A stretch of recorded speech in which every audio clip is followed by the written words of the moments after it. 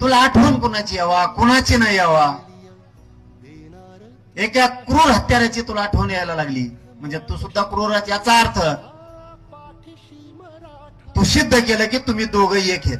म्हणून मी वारंवार सांगतो याला सहआरोपी करा. फडणवीस साहेब तुम्हाला वातावरण बिघडू द्यायचं नसेल, अजितदादा तर वयालाच गेलेला माणूस झाल्यावर झालाय.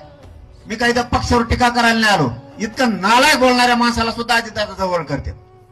त्यांचा चांगला पक्ष असणाऱ्याला सुद्धा डाग लावायचं काम करतात. आमच्या संतोष भाईला जर न्याय मिळणार नसला तर आम्ही अजितदादा कोल्हा आणि तिकडे फडणवीस कोल्हा.